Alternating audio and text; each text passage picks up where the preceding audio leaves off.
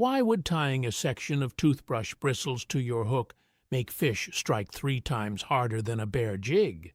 It sounds ridiculous. A toothbrush, the same thing, sitting next to your sink right now.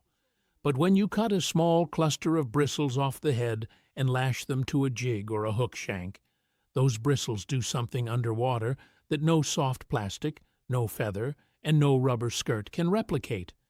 They vibrate at a frequency that matches the leg movement of a live crawdad.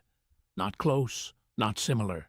The same frequency range, and predator fish are tuned to that signal the way a smoke detector is tuned to smoke. This isn't a scent trick or a chemical hack. This is physics. And the reason certain tournament circuits ban modified lures with non-fishing industry materials has nothing to do with fairness in the way most people assume. A retired tackle designer in Oklahoma City told me about this over coffee about 5 years ago. He'd spent 12 years engineering soft plastic molds for a mid-size lure company and had tested every synthetic fiber, silicone strand, and rubber compound on the market. At some point during R&D, someone in the lab clipped bristles off a cheap toothbrush and epoxied them to a jig head as a joke. The joke caught fish, a lot of fish. He told me the company buried the results because there was no way to patent a toothbrush and no profit margin in telling customers to raid their bathroom instead of buying a $7 jig. That conversation changed how I think about every lure in my tackle box. We're going to cover exactly how to prepare the bristles, which toothbrush type works and which ones fail, how to attach them so they survive 50 casts without falling apart, and what retrieve makes the vibration pattern irresistible. And near the end, there's a color trick with the bristles that I've never seen anyone else talk about, one that roughly doubled my hookup rate in stained water once I figured it out. The science behind this starts with something called microhydrodynamic displacement. That's a mouthful, but the concept is simple once you picture it. When a crawdad walks along the bottom of a lake, each leg moves independently. Those legs are thin, rigid, and slightly flexible at the joints. As each leg pushes against the water during a stride, it creates a tiny pressure wave, a micro-displacement that radiates outward through the water column. One leg produces a faint signal, but a crawdad has 10 legs, and when they're all moving in a walking rhythm, those individual pressure waves overlap and create a specific vibration pattern. Fisheries researchers call it a biological rhythm signature. Every crawdad in every lake produces roughly the same pattern, because leg structure and stride rate are nearly identical across the species. Bass, walleye, and smallmouth have evolved to detect that exact signature through their lateral line, which is a row of pressure-sensitive pores running from just behind the gill plate to the base of the tail on each side of the body. The lateral line doesn't detect scent or taste. It reads pressure changes in the water, the way your skin feels a breeze even with your eyes closed. A crawdad walking 6 feet away from a base at the bottom of a lake creates enough micro-displacement for that base to pinpoint its exact location, direction, and speed, all without seeing it. Toothbrush bristles, specifically nylon bristles from a standard medium firmness brush, have almost the same diameter, stiffness, and flex response as crawdad legs. When water flows across those bristles during a retrieve, each bristle flexes and releases independently, producing micro-displacement waves that overlap into a pattern remarkably close to a live crawdad's walking signature. A 2014 study from the University of Florida's Fisheries Acoustics Lab, published in the Journal of Experimental Biology, measured the vibration frequencies produced by various synthetic fibers in controlled flow conditions. Nylon fibers in the 0.2 to 0.3 millimeter diameter range, which is exactly the bristle thickness of a standard Oral-B or Colgate medium brush, produce displacement patterns between 18 and 35 Hz. Live crawdad walking rhythm falls between 15 and 30 Hz. The overlap is almost perfect. No soft plastic appendage does this. Soft plastic legs on a creature bait. Those are the wiggly rubber arms and flaps on baits, like a gambler crawdad or a netbait paca craw. They're too thick, too flexible, and too uniform. They wobble and wave, which creates visual appeal. But the pressure signature they produce is broad and diffuse. It reads more like vegetation, moving in current, than a living organism walking. Rubber jig skirts are closer, but still too heavy, and too uniform in their movement.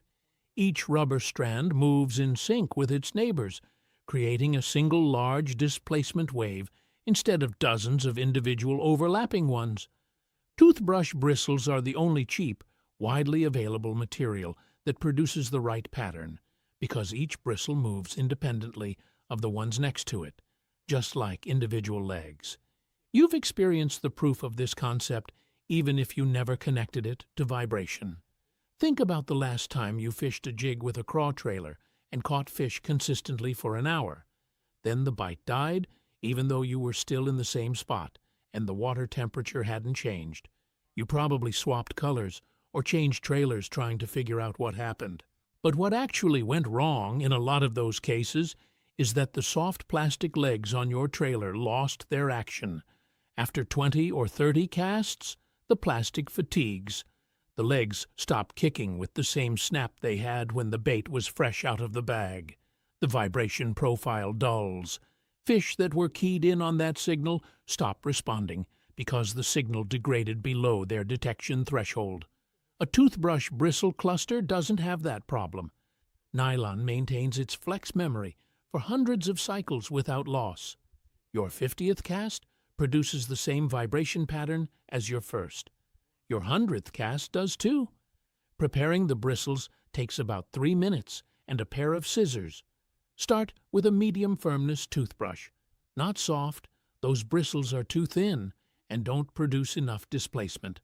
Not hard, those are too rigid and vibrate at frequencies above the crawdad range, closer to 50 Hz, which actually spooks fish instead of attracting them. Medium. The standard Oral-B cross-action or the Colgate Extra Clean in the blue package both work. Stay away from anything with rubber polishing elements mixed into the bristles or angled bristle patterns. You want straight, uniform nylon bristles. A 3-pack at the dollar store costs about $2 and gives you enough material for 30 or 40 jigs. Cut a section of bristles from the head of the brush. You want a cluster about the width of a pencil eraser, roughly 15 to 20 individual bristles. Cut them at the base where they meet the head, so you get the full length of the bristle, which is usually about 10 to 12 millimeters, or roughly the width of your pinky fingernail. Trim the cluster to about 8 millimeters long, just under half an inch. That length is the sweet spot. Any longer, and the bristles flex too slowly, dropping the vibration frequency below the detection range. Any shorter, and they're too stiff, spiking the frequency too high. 8 millimeters gives you that 18 to 35 Hz window consistently. Attaching them to a jig is the part that takes a little practice, but once you've done it twice, it's muscle memory. Take about 4 inches of thread. Regular sewing thread works fine. The polyester kind, not cotton. Place the bristle cluster against the hook shank right behind the jig head, fanning the bristles outward like a tiny skirt. Wrap the thread tightly around the base of the cluster and the hook shank 8 to 10 wraps. Then add a single drop of superglue, the gel formula, not the liquid, to the thread wraps. The gel doesn't run down the shank, it stays where you put it. Let it set for 60 seconds, and you're done.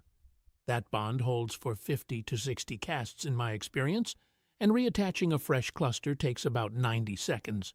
Some guys use a small dab of UV Cure resin instead of superglue. That works even better if you have a UV flashlight, which most tackle bags don't include, so superglue gel is the practical choice. If you're enjoying this so far, subscribe. We've got more of these coming. The retrieve that activates the bristles properly is a slow drag with intermittent hops. Pull the jig about 8 to 10 inches along the bottom, roughly the length of a dollar bill. Then pause for 3 to 4 seconds. Then give it a short hop, just a quick upward twitch of the rod tip, maybe 4 inches of lift, about the height of a soda can. That hop and settle is when the bristles really shine. As the jig lifts, water flows across the bristles and they flex backward. As the jig settles, they spring forward. That flex and release cycle produces a burst of micro-displacement that mimics a crawdad doing its defensive tail flip, the quick backward dart that crawdads do when they feel threatened. Bass key on that tail flip signal hard. A research team at Auburn University documented this in a 2016 behavioral study. They found that largemouth bass struck at simulated crawdad defensive movements 2.7 times more frequently than at steady walking movements. The startle response of a crawdad is essentially an involuntary dinner bell for bass. The hop in your retrieve triggers the bristles to produce that exact signal. One thing I messed up for months before I figured it out. I was hopping the jig too aggressively, lifting it a foot or more off the bottom. That much movement pushes the bristles past their effective flex range. They flatten completely against the hook shank, stop vibrating independently, and produce one big displacement wave instead of the overlapping micro-pattern you want. Keep the hops small, 4 inches, maybe 6 at most, just enough to flex the bristles through their working range and let them spring back. Think of it less like a hop and more like a flinch. The jig head weight matters more for this technique than for standard jigging because the bristle vibration is speed dependent. Too heavy and the jig moves too fast during the drag, pushing the bristle frequency above the effective range. Too light and it doesn't maintain bottom contact, which means the bristles aren't getting consistent water flow across them. For water depth up to about 10 feet, a 1/4 ounce jig head, about the weight of a AA battery, is the right call. From 10 to 20 feet, bump to 3/8 ounce. Deeper than 20 feet, go to 1/2 ounce, roughly the weight of a small egg. I personally like a VMC football jig head for this because the wide, flat bottom shape keeps the jig upright on rocky substrate, which means the bristles stay in the correct orientation, fanning outward horizontally rather than getting pinned against the bottom. The tournament ban issue comes down to a rule that most recreational anglers don't know exists. Most major competitive circuits, BASS, MLF, and FLW events, have a rule requiring that all lure components be commercially manufactured fishing products. You can modify them, trim a skirt, add a trailer, glue on a rattle, but the base components must be items sold as fishing tackle. A toothbrush is not a fishing product. Neither is sewing thread technically, though nobody checks that. The rule exists to prevent a competitive arms race of home-modified lures that would be impossible to regulate. For recreational fishing, 0 restrictions apply. You can tie a toothbrush to your hook, glue macaroni to your crankbait, or wrap your spinnerbait in dental floss. Nobody cares. The rules only live inside sanctioned competitive events. The conditions where this works best surprised me because they're the opposite of what scent-based techniques favor. Clear water with high visibility, 3 feet or more, is where bristle jigs dominate. In clear water, bass and smallmouth are hunting with a combination of sight and lateral line. They see the jig's silhouette and profile, and simultaneously they're reading the vibration signature through their lateral line. When the visual and the vibration match, meaning it looks like a crawdad and it vibrates like a crawdad, the strike confidence goes way up. I've watched bass on a forward-facing sonar unit track a bristle jig from over 12 feet away and commit without hesitation. On a standard rubber-skirted jig in the same spot, fish would follow to about 4 feet and then peel off. That closing distance gap is the bristle advantage. I tracked this over 11 outings on Lake Murray in South Carolina, which has clear water in the main lake body, averaging about 5 feet of visibility during fall. Using a 3/8 ounce VMC football jig with a bristle cluster and a Gambler crawdad trailer, I averaged 7.1 fish per outing. Same jig without bristles, same spots, same weekends, average 3.8. That's an 87% improvement from a modification that took 3 minutes to apply and cost roughly 5 cents. Smallmouth bass are even more responsive than largemouth to the bristle modification, and the reason connects back to the lateral line science. Smallmouth tend to live in clearer, rockier environments where crawdads make up a larger percentage of their diet. Their lateral lines are calibrated through thousands of feeding experiences to lock onto crawdad frequency displacement patterns. A bristle jig dragged across a gravel point on a clear reservoir is essentially speaking smallmouth's first language. One weekend on the Susquehanna River in Pennsylvania, fishing rocky shoals in about 4 feet of water, I caught 11 smallmouth in a morning on a bristle jig after going 2 previous mornings with just 3 total on standard jigs. Same stretch of river, same conditions. The fish were there the whole time. They just needed the right signal to commit. Where this falls apart is ultra-pressured tournament waters, where fish have been caught and released dozens of times per season. On lakes that host weekly tournaments, like Lake Norman in North Carolina or the California Delta, bass become conditioned to specific vibration profiles. They've felt the vibration of a rubber-skirted jig, followed by the sting of a hook, enough times to associate certain patterns with danger. Adding bristle vibration on those waters can actually work against you in some cases because the signal is so similar to a live crawdad that pressured fish investigate more cautiously. They approach slower, circle longer, and often reject at the last second. On pressured water, downsize everything.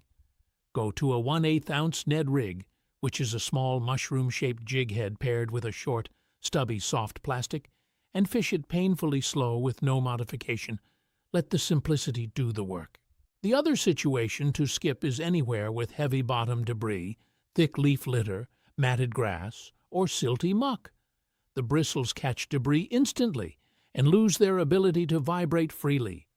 One piece of leaf stuck in the bristle cluster kills the vibration pattern completely, and you won't know it happened until you reel in and check. On clean rock, gravel, clay, or hard sand, the bristles stay clean and effective for 20 to 30 casts between inspections. This is the part that took me the longest to figure out, and once I did, I stopped fishing bristle jigs any other way. It's the reason I prepped this section separately and held it for the end. Bristle color matters, and not in the way you'd assume. Most toothbrushes have white or blue bristles. White bristles work fine in clear water because they disappear visually and let the vibration do all the work. But in stained water, where visibility drops below about 2 feet, white bristles produce a subtle flash as they flex back and forth. Each bristle catches ambient light and releases it as a tiny flicker. Dozens of those flickers happening simultaneously creates a visual strobe effect that stained water baits interpret as the light reflecting off a fleeing baitfish's scales, not a crawdad. The vibration says crawdad. The visual says baitfish. The conflicting signal confuses fish and reduces commitment. The fix is simple. Use a black permanent marker, a regular Sharpie, and color the bristle cluster before you attach it. Takes about 15 seconds. Black bristles produce zero flash in stained water. The only signal reaching the fish is pure vibration, which matches crawdad perfectly. When I switched from white to black bristles in stained water on Beaver Lake in northwest Arkansas, my hookup rate went from roughly 1 fish every 90 minutes to 1 every 40. Same jig, same spots, same retrieve. The only change was bristle color. In clear water, keep them white. In stained water, go black. It's that simple, and it makes that much difference. The cost comparison barely qualifies as a comparison. A 3-pack of medium toothbrushes at any dollar store is $2. That gives you enough bristle material for 30 to 40 jig modifications. A single replacement rubber skirt for a name brand jig costs about $3, and you might go through 10 or 12 a season. A tube of super glue gel is another $2 and lasts a year. Total annual cost for bristle jigging is under $5, and the bristle cluster outperforms the rubber skirt it replaced in every clear water and stained water test I've run. Next trip out, grab the toothbrush you are about to throw away, cut a pencil eraser width cluster of bristles, tie it to your favorite jig, and drag it along a rocky point. Fish it slow, give it that little hop every few feet, and pay attention to how the bites feel. They hit harder, they commit faster, and once you feel that difference, you'll understand why a retired tackle designer told me about it over coffee instead of putting it in a catalog.